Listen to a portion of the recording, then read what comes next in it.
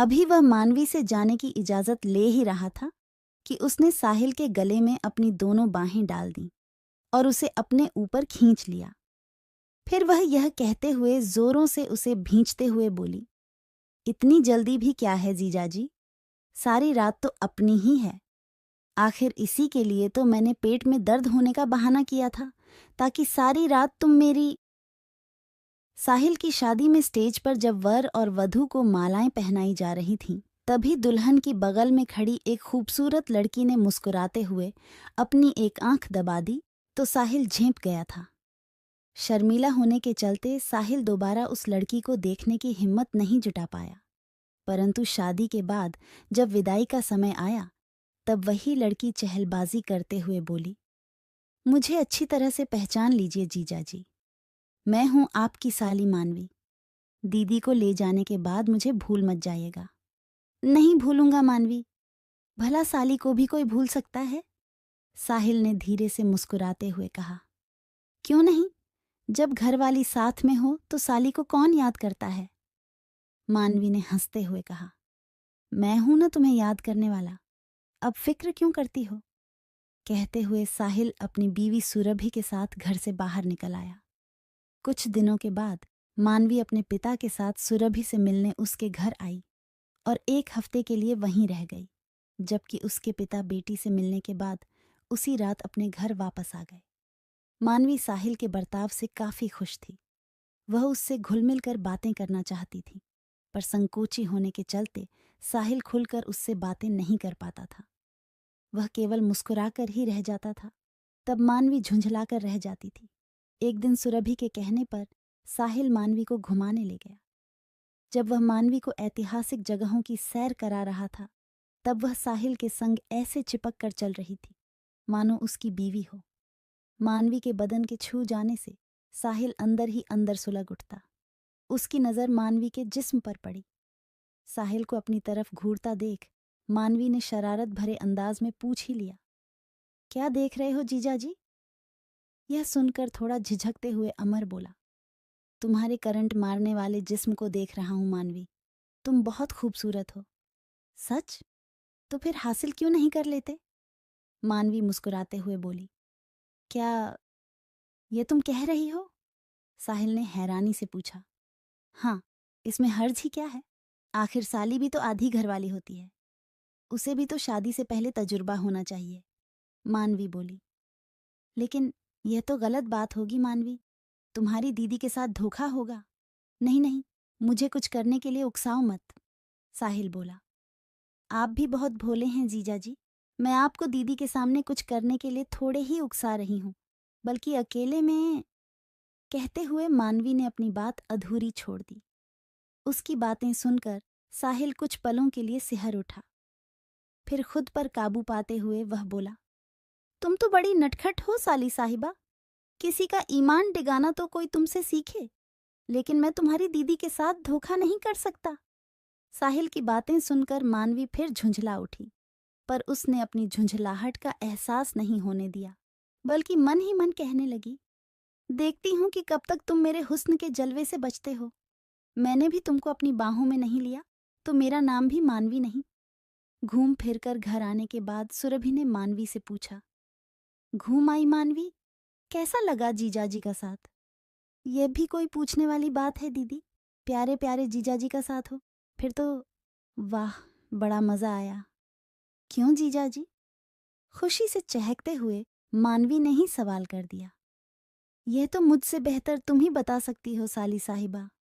बड़ी मुश्किल से साहिल बोला। मुझे तो सचमुच में बड़ा मजा आया जीजाजी। कहते हुए मानवी ने धीरे से एक आंख दबा दी, जिसे सुरभि नहीं देख पाई, पर साहिल का दिल धड़क गया। रात के समय साहिल और सुरभि अपने कमरे में सो रहे थे। तभी उन्हें दूसरे कमरे से मानवी की जोरदार चीख सुनाई दी। वे दोनों दौड़े दौड़े उसके कमरे में पहुंचे।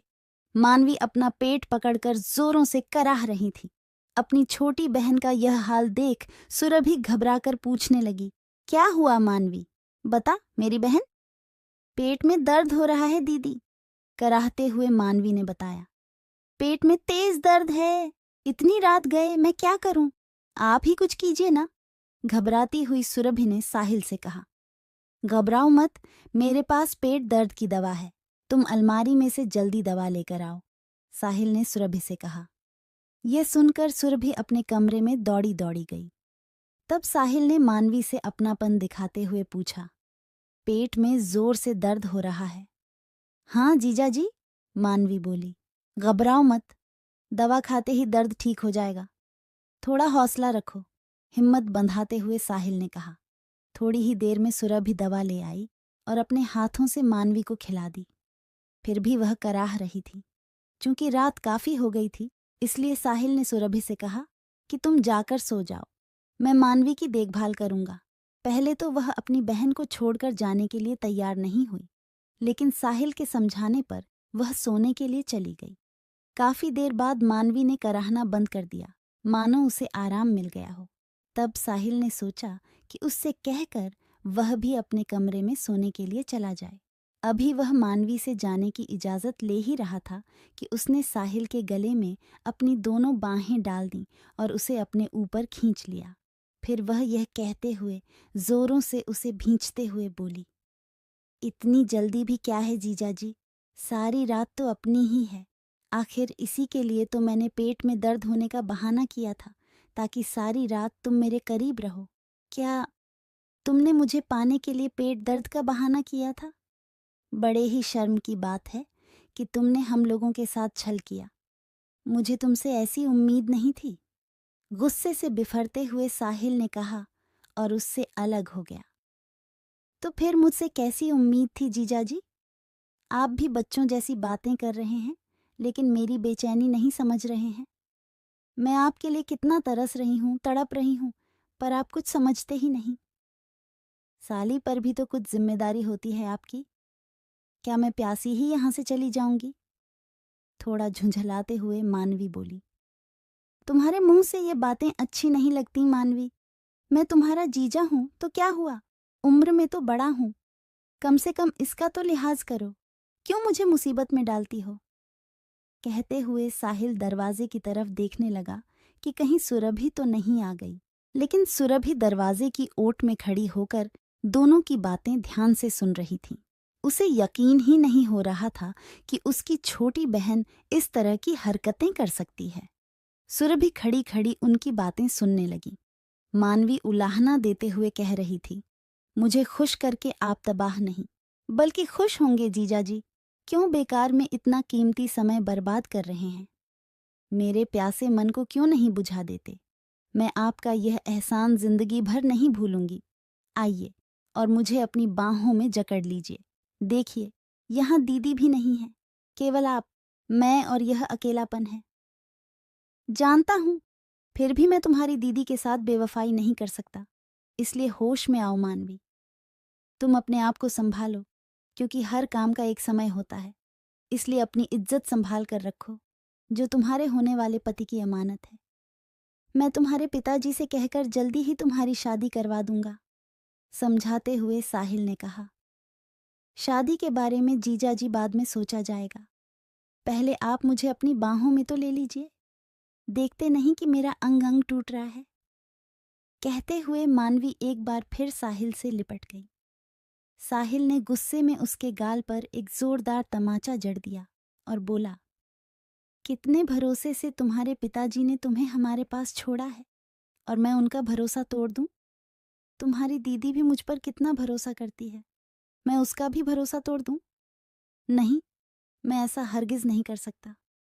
हाँ, तुम्हारे संग हंसी मजाक और छेड़छाड़ कर सकता हूँ, लेकिन यह भी एक हद तक ही। खैर, रात बहुत हो चुकी है, अब सो जाओ, पर अपने इस जीजाजी को माफ करना, क्योंकि मैंने तुम पर हाथ उठाया है। रुंधे गले से साहिल ने कहा और वहां से जाने लगा। तभी मानवी साहिल का हाथ पकड़कर रोते हुए कहने लगी, माफी आपको नहीं, मुझे मांगनी चाहिए जीजाजी, क्योंकि मुझे गलत फहमी थी। मैंने अपनी सहेलियों से सुन रखा था कि जीजा साली के रिश्तों में सब कुछ जायज होता है, लेकिन आपके नेक इरादे देखकर अब मुझे एहसास हुआ है कि मैं ही गलत थी। अपनी इन हरकतों के लिए मैं शर्मिंदा हूं कि मैंने आपको बहकाने की कोशिश की। पता नहीं कैसे मैं इतनी बेशर्म हो गई थी।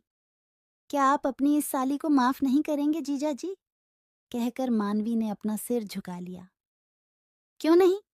माफ तो अपनों को ही किया जाता है, और फिर तुम तो मेरी साली हो। कहते हुए साहिल ने प्यार से उसके गालों को थपथपा दिया। साहिल सोने के लिए मानवी के कमरे से निकलकर अपने कमरे की ओर चल दिया। उससे पहले ही सुरभि कमरे में पहुंचकर पलंग पर ऐसे सो गई जैसे कुछ जानती ही न हो। लेकिन उसे अपने पति पर गर्व जरूर हो रहा था कि वह बहकने वाला इंसान नहीं, बल्कि सही रास्ता दिखाने वाला इंसान है। अगले दिन सुबह मानवी काफी खुश नजर आ रही थी। उसने चहकते हुए सुरभि से कहा, दीदी, अब मैं घर जाना चाहती हूँ क्योंकि मेरी पढ़ाई का नुकसान हो रहा है। क्यों जीजा जी, मुझे पहुंचाएंगे ना घर? साहिल ने मुस्कुराते हुए कहा। हाँ हाँ, क्यों नहीं। जीजा अपनी साली की हर बात का ख्याल नहीं रखेगा तो और कौन रखेगा। मैं तुम्हें घर छोड़कर आऊंगा। उन दोनों की बातें सुनकर सुरभि सोचने लगी कि क्या यह वही कल वाली मानवी है या कोई और। तो दोस्तों, हर कोई साहिल की तरह तो नहीं होता, इसलिए हमें खुद अपने रिश्तों की पवित्रता को बनाए रखना है ताकि ये खराब ना हो। आपको ये कहानी कैसी लगी मुझे कमेंट में जल्दी से बताएं, और मन करे तो वीडियो को भी लाइक कर देना। वैसे कोई ज़बरदस्ती नहीं है। और मेरी तरफ से आप सभी दोस्तों को प्यार भरी गुड बाय।